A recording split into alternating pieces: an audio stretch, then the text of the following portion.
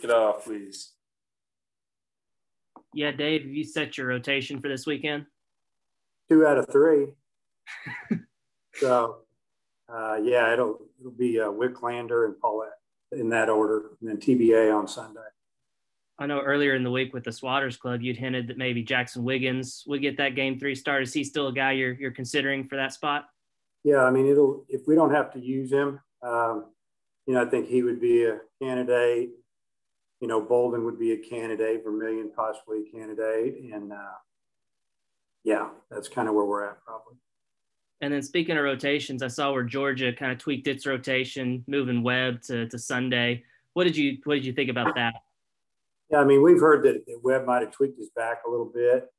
And in the bottom of the 6th of that game, I think it was last Thursday. And, at the time, I think that Georgia 0-0 going into the bottom of the 6th. Georgia hit a grand slam home run. That was the only 4 runs of the game.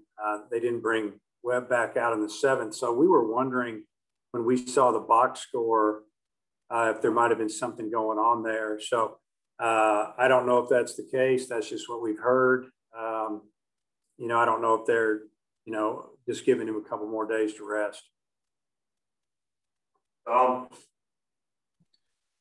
Hey, Dave, you guys not only lead the country in home runs, but you lead the conference in walks.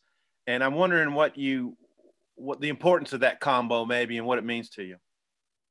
Well, it's a big part of our offense. Whenever you hit the ball out of the park, it's nice when you have a runner on base or two. It's nice to have the ability to score quick like that. But the walks just mean that we're being more patient than we have in the past and recognizing pitches, maybe taking borderline pitches early in the count. And I think that we've done a really nice job of that. Really, the last 25, 30 games, I think we've gotten a lot better at it. And then heading down the home stretch here, where would you like to see offensive improvements? Where can y'all be a better offensive team? Yeah, I mean, you can always pick apart everything, I think, as a coach, and that's our job. And, continue to get on base, especially at the top of the lineup. We feel like if we put, with Gregory's leading off, or, if we let off Webb, those guys are guys that need to get on base and score runs for us.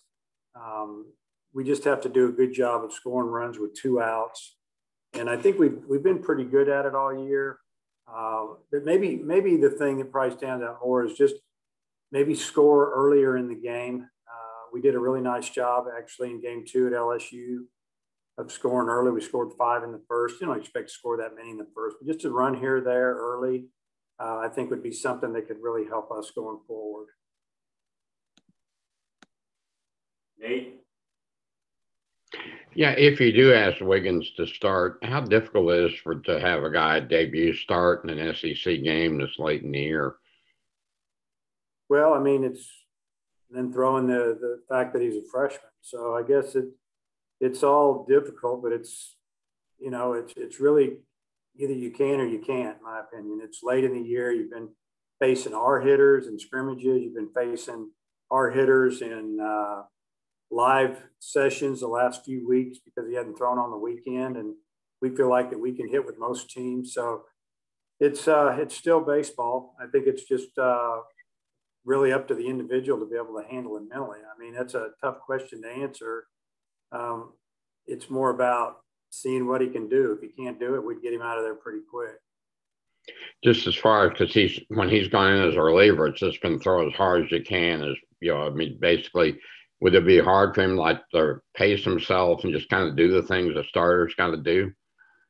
Well, that's what we've been working him out just in case we needed to do it. He threw 60 pitches the other day, throw 20, take a 10-minute break, throw 20 more, take a break, throw 20 more.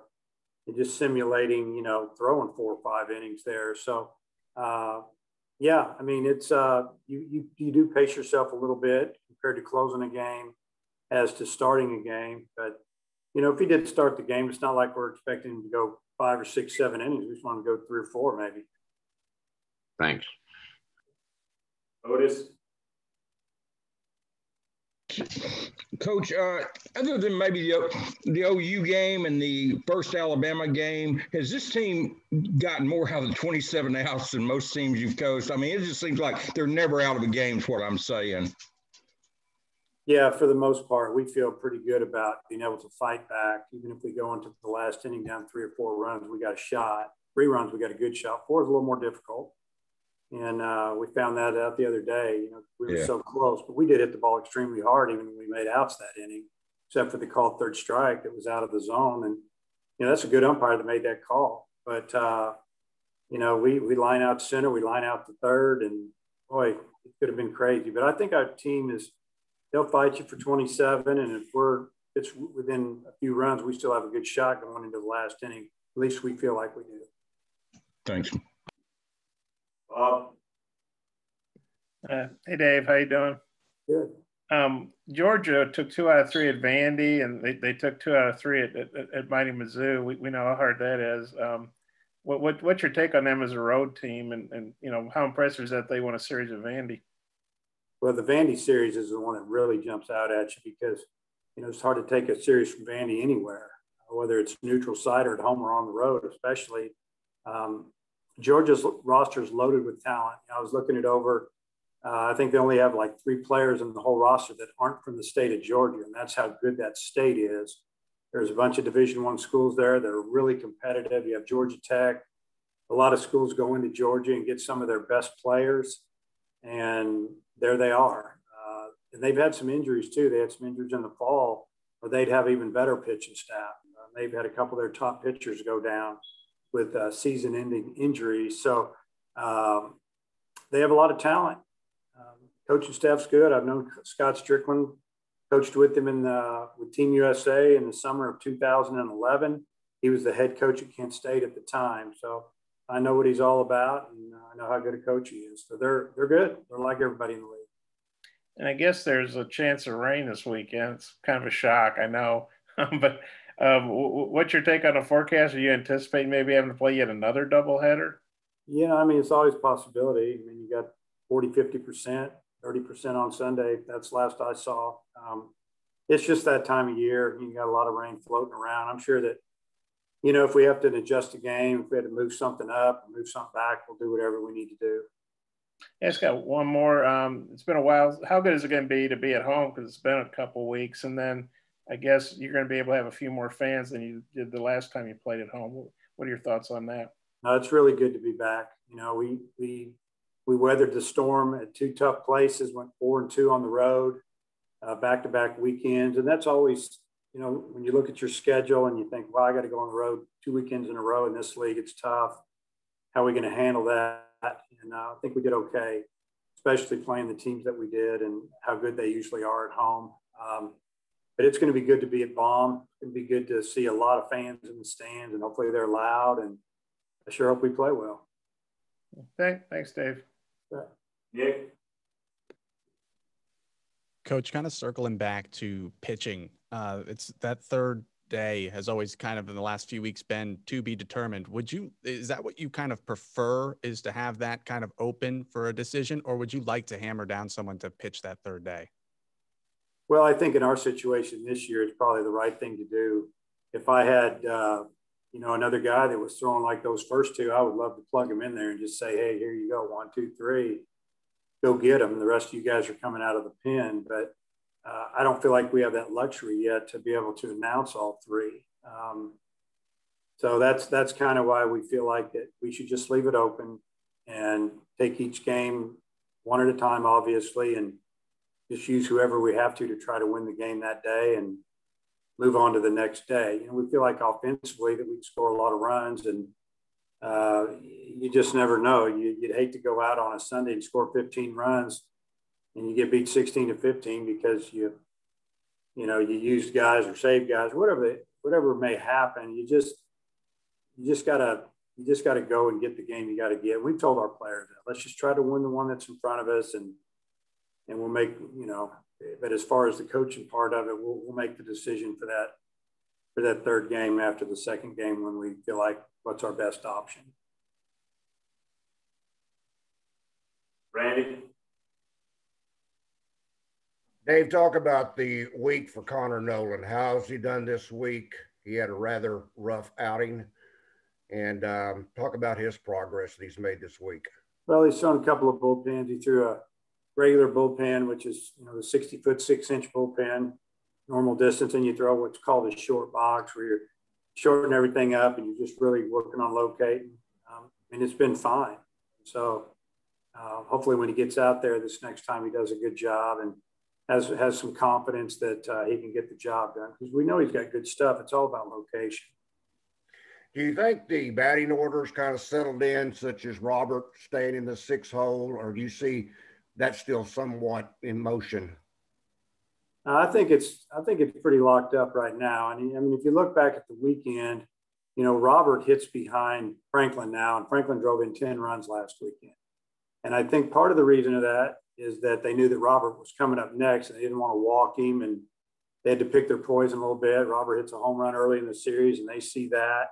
You know, Robert statistically has got about the same numbers as Franklin, not quite as high a batting average, but it's right there. And I just think it's now, if we can get our leadoff man, you know, and it's probably going to be Gregory, to reach base, I think it could really make our offense a little bit deeper. Coach, coming back around. Yeah, Dave, this may be a little bit of a dumb question, but what are Kevin Kopp's kind of draft and professional prospects? I know he's a 6th-year guy, and age is a big factor with that kind of stuff. Well, we're getting calls on him, a lot of questions, and, you know, can you explain how this? They'll ask us questions. We just tell them, come watch him. You know, if you haven't watched him in person, come do what you do. Come see him with your own eyes, and we'll give you what we got. But yeah, there's definite interest in Kevin. And, you know, the age is the age. If you can pitch, you can pitch. And, you know, maybe he's 23 and a half or whatever he is. Doesn't matter. There's, you know, it doesn't mean you got to sit in rookie ball somewhere. There's not a lot of minor league teams anymore like there used to be that, you know, you take an older kid, stick him in high A ball or double A pretty quick and let him see what he can do. If he can do it, do it. If not, move on to the next guy. I think that's what he'll be fine. And then also, you don't see a lot of relievers win pitching awards and stuff. I know he's just named the pitcher of the month for April.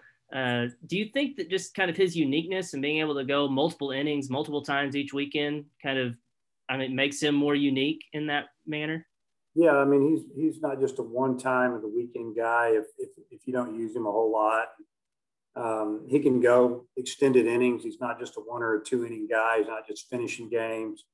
You know, he doesn't have the label next to his name says, hey, he's their closer.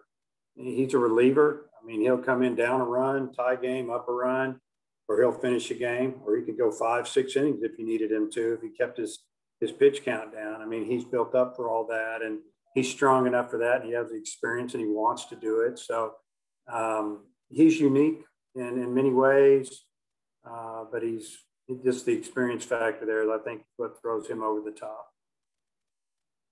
Hey, anything else?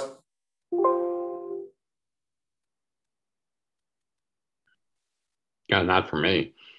Bob?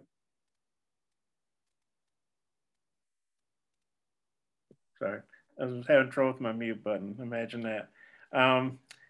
You know, we talked last week about you guys sports supporting each other, and the softball team won the SEC title just, I guess, 5 years or whatever after going 1-23 or whatever it was. Just wondering what your thoughts were on that.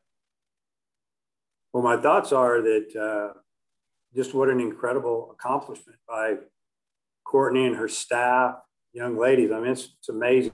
I've been out to watch them a few times, watched, you know, almost all the games, at least the last couple of games over the weekend. And, you know, just what a turnaround from what she inherited. And it's all about the culture that they've created down there. And it's a winning culture, and it's a team culture. And it's, you know, I'm sure there's been some tough days and some tough decisions and some tough conversations by our staff with former players and their players on what they wanted to do, and they've done it. And they've gotten the people in there that believed and worked. And, you know, I mean, their staff, that's coach of the year, staff of the year right there in the SEC, in my opinion. Okay. Thanks, Dave. Yep. All right, we'll finish it there. Appreciate your time, Coach. Okay. See you guys.